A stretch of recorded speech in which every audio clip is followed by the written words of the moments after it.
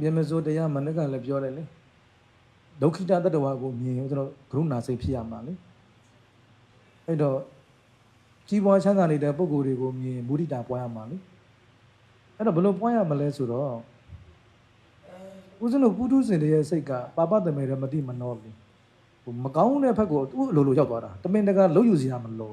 ကောင်းတဲ့ဘက်ကိုဒါဦးဇင်းတို့ဆွဲခေါ်နေရတာစိတ်ကိုလေတန်တရာအဆက်ဆက်မှာကဒီစိတ်တွေကမကောင်းတဲ့ဘက်မှာပဲမကောင်းတဲ့အတွေးတွေနဲ့ပဲကျင်နေခဲ့တာ哦အဲကြောင့်အာယုံတစ်ခုကိုမြင်လိုက်တာနဲ့ negative view ကစတွေးတာ positive view ကမတွေးဘူးစပြီးတော့တတိထားကြည့်လိုက်လူတစ်ယောက်ကိုမြင်လာတယ်အဲ့ကောင်ကြီးပွားမှာပေါ့ဘယ်သူနဲ့ပေါင်းနေတာဆိုတာဟုတ်တယ်မလားဆိုတော့ကောင်းတဲ့ဘက်ကစမတွေးဘူးပေါ့အဲ့တော့အဲ့ကြောင့်မာကတော်ဆရာတော်ဘုရားကြီးကကိုချင်းပြီးနေမှာတည်းမှာမုဒိတာပွားဖို့အတွက်ကိုဘယ်လိုလေးလမ်းစာပေးထားတယ်ဆိုတော့အော် तू စူးစမ်းလို့ तू ဒီအချိန်နဲ့ရောက်လာတာပါလားဆိုတော့သူ့ရဲ့စူးစမ်းမှုကိုမြင်အောင်ကြည့်ပါအော် तू များတယ်များကန်လေးကောင်းလိုက်တာအော် तू အတိတ်ဘဝတုန်းကဘလို့ကန်လေးများလုပ်ခဲ့လဲမသိဘူးဟောဒီအချိန်လေးတရောက်လာပါလားပေါ့တော့သူ့ရဲ့ကန်လေး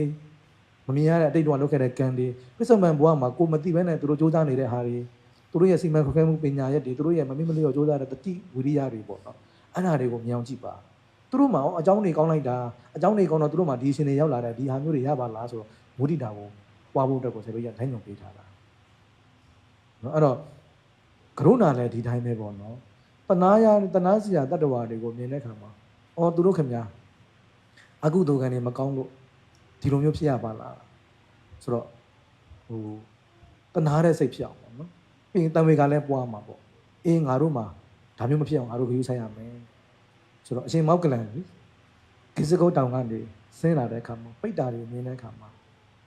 ပြုံးပြီးတော့တန်ဝေကဖြစ်တော်မူတာပြုံးတယ်ဆိုတော့လှောင်တာမဟုတ်ဘူးသူကပြုံးတာကိုလှောင်တယ်လို့ထင်အောင်ထင်တာမဟုတ်ဘူးပြုံးတာလှောင်တာမဟုတ်တန်ဝေကဖြစ်လို့ပြုံးတော်မူတာ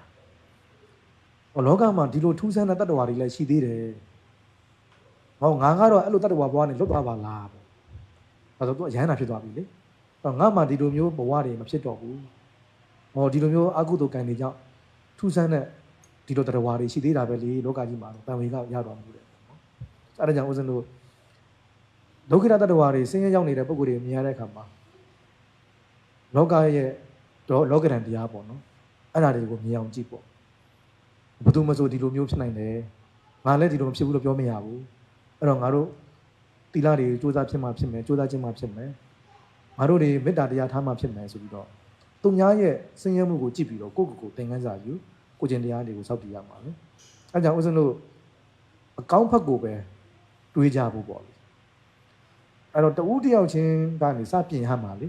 အရှင်ကလည်းပြောတာကွာကျွန်တော်တလောကလုံးပြည့်စည်နေတာယူမင်းတယောက်တည်းကောင်းနေလို့ဘာဖြစ်မှာလဲ